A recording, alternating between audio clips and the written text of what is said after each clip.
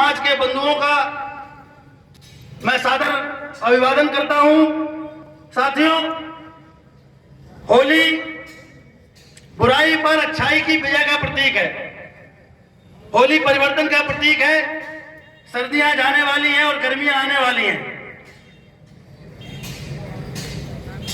और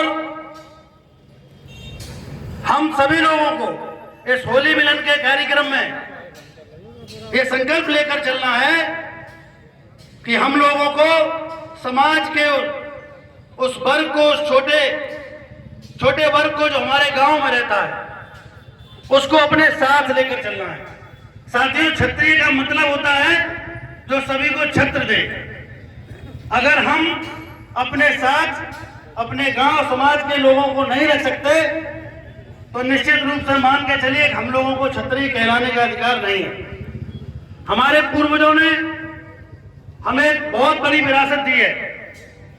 हमें विरासत दी है कि हमारे गांव में समाज के अंतिम बिंदु पर रहने वाला व्यक्ति, यानी जात से जो वाल्मीकि कहा जाता है, जिसको छुआछूत का दंश झेलना पड़ता है, वो वाल्मीकि भी हमारे समाज में रहता है, हमारे गांव में रहता है। और गांव में सर्वोच्च मान्यता प्राप्त रहने वाला ब्राह्मण समाज का व्यक्ति भी हमारे गांव में रहता है।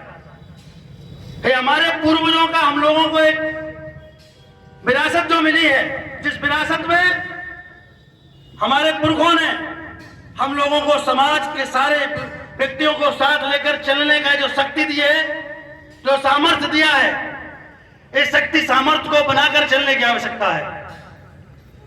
साथियों, वो समय अब नहीं है कि अब युद्ध बैलेट पेपर से, वोटिंग मशीन से जिसकी जितनी वोटिंग होगी वो समाज उतनी उन्नति करेगा। एक बहुत बड़े दल के लोग ये कहते हैं कि साहब जिसकी जितनी संख्या भारी उसकी उतनी हिस्सेदारी। हमारे लोग